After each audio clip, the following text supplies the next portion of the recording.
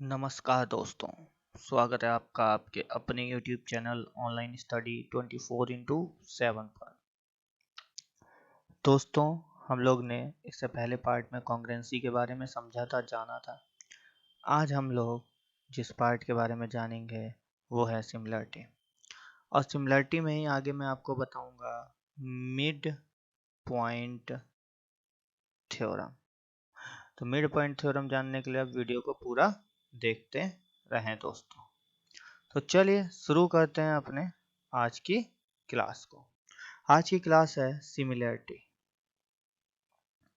आज की क्लास में हम लोग बात कर रहे हैं सिमिलरिटी की। हिंदी में से क्या बोलते हैं? समरूपता। हिंदी में क्या बोलते हैं मेरे भाई? समरूपता। अब ध्यान से देखिएगा कि समरूपता को अगर थोड़ा सा दो पार्ट्स में तोड़ें तो इसमें हो जाएगा सम प्लस रूप। अब रूप का मीनिंग हमें पता है, आकार से बात कर रहा है। हम कहेंगे समान आकार। ऐसे त्रिभुज, ऐसे दो त्रिभुज की बात होगी। कॉन्ग्रुएंसी भी दो त्रिभुज में लगा था और हमारा सिमिलरिटी भी दो त्रिभुज में लगेगा। जब मैं ऑफलाइन पढ़ाता हूँ तो बहुत बच्चे मुझसे पूछते हैं क्या कि सर एक त्रिभुज में नहीं लग सकता? एक त्रिभुज में तो मेरे भाई तुम एक त्रिभुज के आकार की तुलना कैसे करोगे?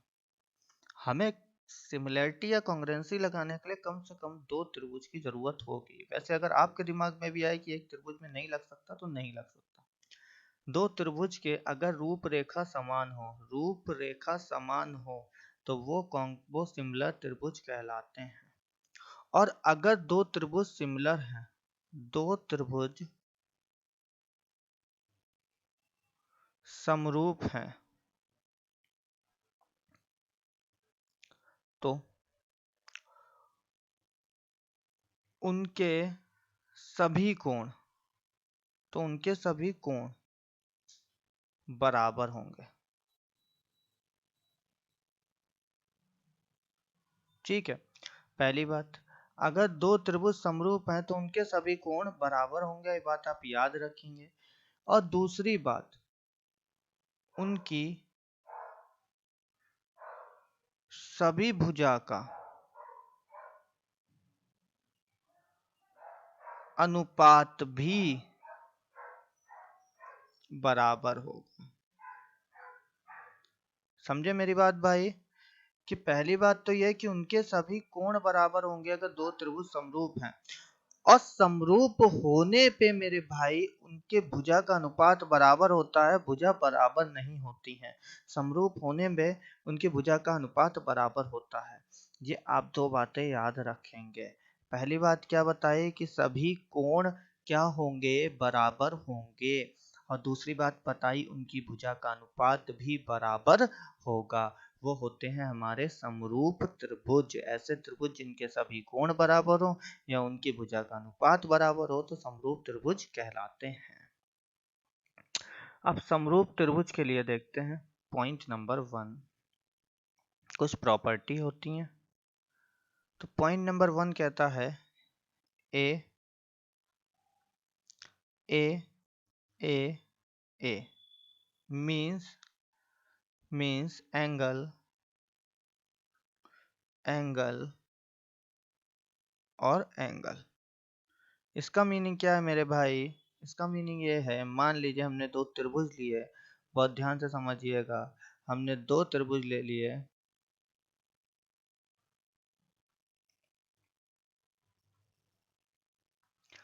एक त्रिभुज और ले लिया मेरे भाई हमने, ये देखिए। अब इन दो त्रिभुज का हमने कुछ नाम रख दिया। इसका नाम रख दिया ए बी सी, इसका नाम रख दिया डी ई एफ। अब मेरे भाई अगर इनके ये एंगल ए बराबर एंगल डी के हो जाए, एंगल बी बराबर एंगल ई के हो जाए और एंगल सी बराबर एंगल एफ के हो जाए, तो ये दोनों त्रिभुज क्या हो जाएंगे? समरूप त्रिभुज हो जाएंगे। एंगल ए बराबर एंगल डी के हो जाए, एंगल बी बराबर एंगल ई के हो जाए और एंगल एफ बराबर एंगल सी के हो जाए तो त्रिभुज ए बी सी समरूप, ये समरूपता का निशान है, त्रिभुज डी ई एफ के हो जाएगा। और समरूप होते ही क्या होगा, इनकी भुजाओं का जो अनुपात है वो इक्वल हो जाएगा। समरूप होते ही इनकी भुजा का अनुपात हम कहेंगे A B upon B C बराबर है D E upon E F के, और बराबर ही होगा डी अपॉन डी एफ बराबर होगा, हम कुछ भी ले सकते, A B upon B C लिए हम कह दें ए सी अपॉन बी सी, तो बराबर हो जाएगा आपका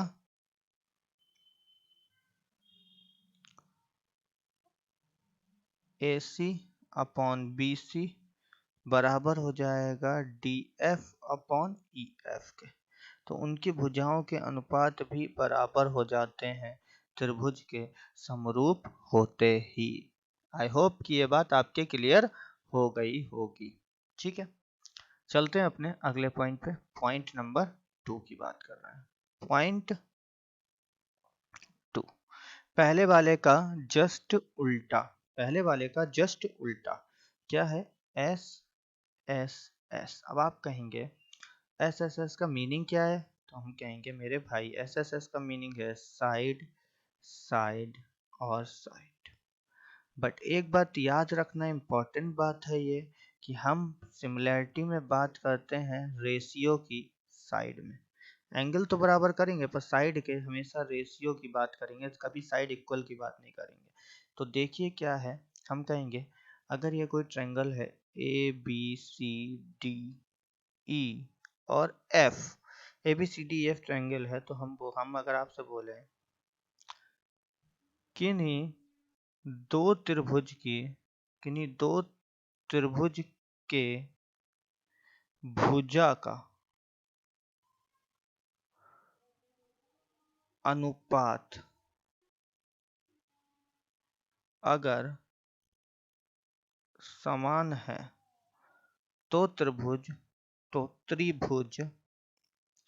क्या होंगे भाई, समरूप। क्या होंगे, समरूप होते हैं। क्या होते हैं, समरूप होते हैं। तो हम कहेंगे त्रिभुज ए बी सी समरूप हो जाएगा त्रिभुज डी ई एफ के, जस्ट उसके उल्टा ही है। अब देखिए भुजा का अनुपात हम कहें A B upon D E बराबर है B C upon E F बराबर है A C upon D F के। अगर भुजा के अनुपात बराबर है तो त्रिभुज समरूप होंगे, और जैसे ही त्रिभुज समरूप होंगे सभी एंगल भी बराबर होंगे, सभी एंगल भी बराबर होंगे मेरे भाई, उससे ज़्यादा और कुछ नहीं। ठीक है, अगर त्रिभुज समरूप हो गए तो उसके सभी एंगल भी बराबर होंगे।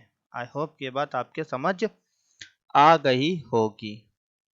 चलते हैं अपने नेक्स्ट पॉइंट की तरफ। पॉइंट नंबर 3 मेरे भाई, पॉइंट नंबर 3 है ए एस ए, सॉरी गलत लिख दिया मैंने, एस ए एस। अब देखिए मैं क्या बात कर रहा हूँ यहाँ पे, मैं बात कर रहा हूँ मेरे भाई आपसे कि साइड होनी चाहिए, एंगल होना चाहिए, और मेरे भाई साइड होनी चाहिए। और साइड में हमेशा ये बात आपको याद रखनी है, हम बात रेशियो की करेंगे। साइड में हमेशा बात करेंगे रेशियो की। अब ये दो त्रिभुज हैं ए बी सी डी ई और एफ, ठीक है ना मेरे भाई। तो अब हम आपसे कह रहे हैं कि ध्यान से देखिएगा कि किसी भी दो या किन्हीं दो त्रिभुज, किन्हीं दो त्रिभुज में उनके दो भुजा का अनुपात, दो भुजा का अनुपात तथा उन भुजा के बीच का कोण अगर बराबर है तो त्रिभुज समरूप होते हैं। मतलब दो भुजा जैसे ये वाली और ये वाली हम कहें A B upon D E बराबर है B C upon E F के। अगर ये दो भुजाओं का अनुपात बराबर हो जाए, है ना, ठीक है, और के साथ ही बीच वाला एंगल बराबर हो जाए, ये एंगल, ठीक है, इनके बीच वाला एंगल, और एंगल बी बराबर हो जाए एंगल ई के। अगर ऐसा हो जाता है, एंगल बीच वाला ही होगा, तो त्रिभुज ए बी सी समरूप हो जाएगा त्रिभुज डी ई एफ के, और सारे ही एंगल बराबर हो जाएंगे। फिर एंगल ए बराबर एंगल डी के और एंगल सी बराबर एंगल एफ के। बात मेरी समझ में आ गई। तो ये 3 पॉइंट होते हैं त्रिभुज की समरूपता के या सिमिलैरिटी के मेरे भाई। अब जैसा कि वीडियो के स्टार्टिंग में आपसे हमने कहा था, हम आज बात करेंगे मिड पॉइंट थ्योरम की, क्योंकि हमने बहुत बार आपसे कहा मिड पॉइंट थ्योरम है। जब इससे पहले चीजें प्रूफ कर रहे थे तो काफी बार आपसे हमने बोला था कि ये मिड पॉइंट थ्योरम है। तो आज हम आपसे बात कर रहे हैं मिड पॉइंट थ्योरम की। देखिए, आज आपको समझ में आएगा कि मिड पॉइंट थ्योरम क्या है मेरे भाई। देखिए, मिड पॉइंट थ्योरम,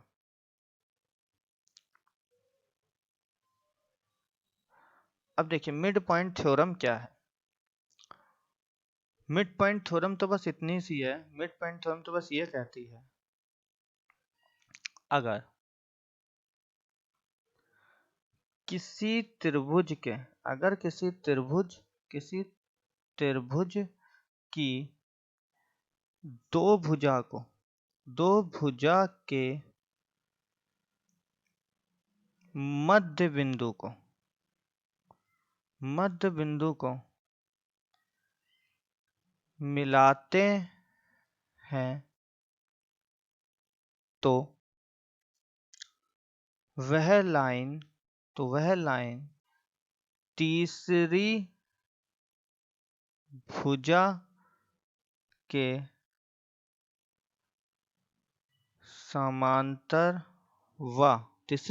समांतर व उसकी हाफ होती है, आधी होती है। ये है हमारी मिड पॉइंट थ्योरम। अब समझिए थोड़ा सा इसे मैथमेटिकल वे में, कि मैथमेटिकल वे में क्या है। अगर हम यहाँ पे एक लाइन ड्रॉ कर लें इसके मिड पॉइंट से, ये मान लीजिए हमने मिड पॉइंट से एक लाइन ड्रॉ कर ली, ठीक है, ये देखिए, सपोज करिए इसके मिड पॉइंट से हमने एक लाइन ड्रॉ कर ली। अब ये ए है और ये बी है, ठीक है, और ये डी ई एफ ऐसा हमने मान लिया।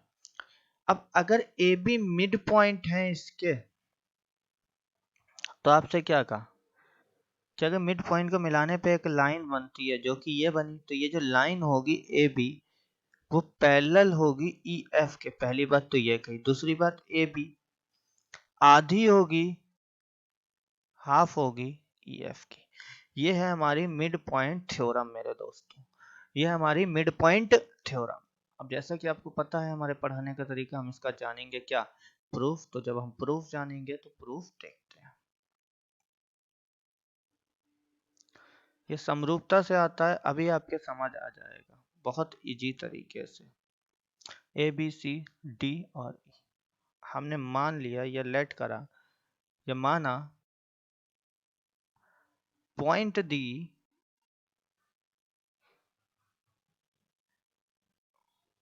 मिड पॉइंट है,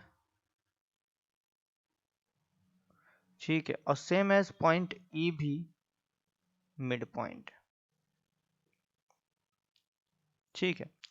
अब मैं आपसे बात कर रहा हूं मेरे भाई दो त्रिभुज में। सबसे पहले बात करूं त्रिभुज ADE में। ठीक है, तो खुद समझो कि अगर ये मिड पॉइंट है, मेरी बहुत ध्यान से मेरी बात समझना, अगर ये मिड पॉइंट है और ये पूरी लाइन ए है, सपोज कर लो ए कहाँ सी है, सी है, तो ये C/2 होगी कि नहीं होगी, होगी कि नहीं होगी। और अगर ये पूरी लाइन बी है तो ये B/2 यहाँ से यहाँ तक होगी कि नहीं होगी। ठीक है, और ये तो पूरी सी है। क्लियर यहाँ तक। तो हम कहेंगे त्रिभुज ADE में, ठीक है यहाँ तक तो क्लियर हुआ होगा, AD जो है वो कितनी है, C/2। समझते रहे ना, AD C/2 है। और इसी के साथ साथ हम आपसे बात कर रहे हैं AE B/2 है। आई होप कि यहाँ तक क्लियर हुआ होगा। अब बात कर रहे हैं त्रिभुज ADE बा त्रिभुज ABC में, ADE बा ABC में। तो अब रेशियो देखो, ADE व AEC का हम रेशियो बना रहे हैं। देखो AD और AE का रेशियो हम कहेंगे AD अपॉन AE। तो आप कहोगे AD अपॉन AE कितना है, C/2 B/2, 2 से 2 कटा C/B। हाँ कि ना, हाँ कि ना भाई, ठीक है ना। अब ऐसे ही सेम एज हम यहाँ से एक रेशियो बनाएंगे AB अपॉन AC का। तो AB अपॉन AC मेरे भाई कितना हो गया, AB अपॉन AC भी हो गया C अपॉन B। अब दो रेशियो बराबर है, दो साइड के रेशियो बराबर है, ये दो साइड और ये दो साइड का जो अनुपात है वो बराबर है। संग में एक एंगल कॉमन है, एंगल A बराबर कॉमन। जैसे ही अगर ये कॉमन हुआ तो हम कहेंगे त्रिभुज ADE समरूप हो गया त्रिभुज ABC के साथ। जब ये समरूप हो जाएगा तो सारे रेशियो हमारे क्या हो जाएंगे, इक्वल हो जाएंगे समरूप होते ही। अगर सारे रेशियो इक्वल हो जाएंगे तो हमारा AD अपॉन DE का जो रेशियो है वो बराबर होगा, AD अपॉन DE का जो रेशियो है, AD अपॉन DE का जो रेशियो है, ठीक है, वो बराबर होगा किसके, AB अपॉन BC के। होगा कि नहीं होगा मेरे भाई। अब आप ध्यान से देखो AD का जो रेशियो है AD अपॉन DE वो कितना है, C/2 DE। हमने वैल्यू रख दी AD की। और AB BC का रेशियो हमें पता है C/B है, C से C कट गया। अगर आप यहां से DE का रेशियो निकालो,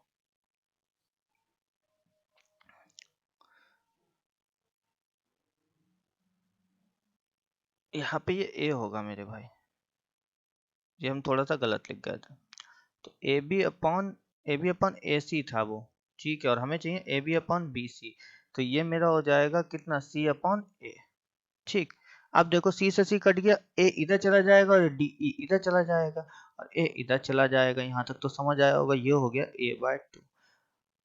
यही चीज तो हमें प्रूफ करनी थी, आ गया A/2।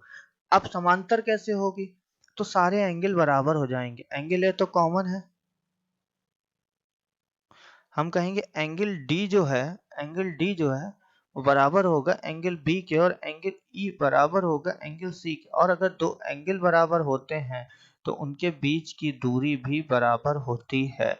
अगर दो एंगल बराबर हैं तो दो रेखाएं आपस में पैरेलल होती हैं। जिनको नहीं पता है वो हमारी लाइन एंड एंगल की वीडियो को देखें, जो कि हमने अपने चैनल पे डाल रखी है। तो आई होप कि आपके मिड पॉइंट थ्योरम पूरे अच्छे से समझ में आ गई होगी। तो दोस्तों यहाँ पे हमारा ट्रायंगल का फुल एंड फाइनल हमने ट्रायंगल को पढ़ लिया है। तो ट्रायंगल का हमारा पार्ट खत्म होता है। आगे हम लोग एक सीरीज स्टार्ट कर रहे हैं कैलकुलेशन की। उसके बाद हम लोग फिर कंटिन्यू करेंगे ज्योमेट्री को। अभी कुछ दिन हम लोग कैलकुलेशन पे कुछ दिन हम लोग कैलकुलेशन पे बात करेंगे, कैलकुलेशन को देखेंगे।